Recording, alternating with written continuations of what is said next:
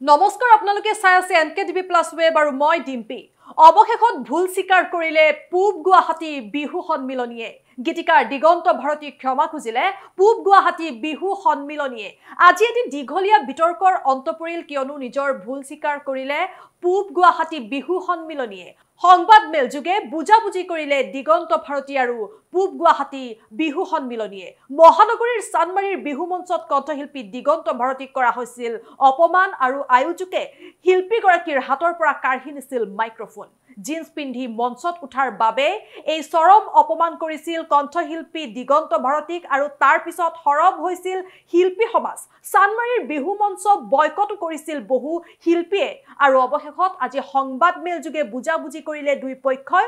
জাতীয় পোছাক পৰিধানত অটল হ'ব গুৱাহাটী পূব সন্মিলনীয়ে আমি আপোনালোকক পুনৰবাৰ জনাইছো যে অৱশেষত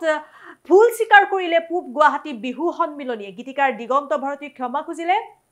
পূব গুৱাহাটী বিহু সন্মিলনীয়ে আজি এটি দীঘলীয়া বিতৰ্কৰ অন্ত পৰিল কিয়নো নিজৰ ভুল স্বীকাৰ কৰিলে পূব গুৱাহাটী বিহু সন্মিলনীয়ে সংবাদ মেল যোগে বুজাবুজি কৰিলে দিগন্ত ভাৰতী আৰু পূব গুৱাহাটী বিহু সন্মিলনীয়ে মহানগৰীৰ চানমাৰীৰ বিহু মঞ্চত কণ্ঠশিল্পী দিগন্ত ভাৰতীক কৰা হৈছিল অপমান আচলতে তেওঁৰ পত্নী ভাস্বতী ভাৰতীক সেইদিনা চানমাৰীৰ বিহু মঞ্চত গীত পৰিবেশন কৰিবলৈ আমন্ত্ৰণ জনাইছিল আৰু তেওঁ দৰ্শক হিচাপে আছিল সেই বিহু মঞ্চৰ ওচৰত আৰু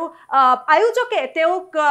নিমন্ত্ৰণ কৰিছিল মঞ্চলৈ আৰু তাতেই তেওঁক অপমান কৰা হৈছিল আয়োজকে আৰু অৱশেষত আজি সংবাদ মেল যোগে বুজাবুজিত উপনীত হয় দুই পক্ষই যোৱা 16/4/2025 তাৰিখে পূব গুৱাহাটী বিহু সন্মিলনৰ মঞ্চত অসমীয়া জাতীয় উৎসৱ ৰঙালী বিহুৰ 64 সংখ্যক সমাৰোহ উদযাপন মঞ্চত নিশা শিল্পী দিগন্ত ভাৰতী ভাস্বতী ভাৰতী অনুষ্ঠান পৰিৱেশন কৰি থকা সময়ত অনাকাংক্ষিত আৰু অনাস্বীকৃত উদ্ভৱ হোৱা পৰিস্থিতিৰ বাবে আমি সন্মিলনৰ বিপুল তালুকদাৰ আৰু সীমান্ত থাকে দুখ প্ৰকাশ কৰি ভৱিষ্যতে যাতে এনে পৰিস্থিতি পুনৰাবৃত্তি নহয় তাৰে কামনা কৰিলোঁ শিল্পী দিগন্ত ভাৰতীয়ে ভাস্বতী ভাৰতীয়ে দুখ প্ৰকাশ কৰাৰ পৰিপ্ৰেক্ষিতত বাতৰি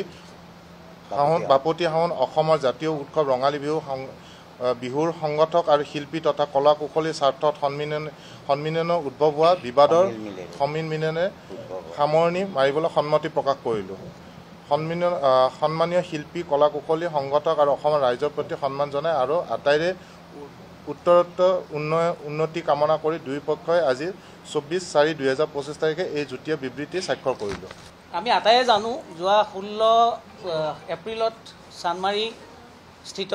পূব গুৱাহাটী বিহু সন্মিলনীৰ সেই মঞ্চত সেই যিখিনি এটা অপ্ৰীতিকৰ বা অবাঞ্ছনীয়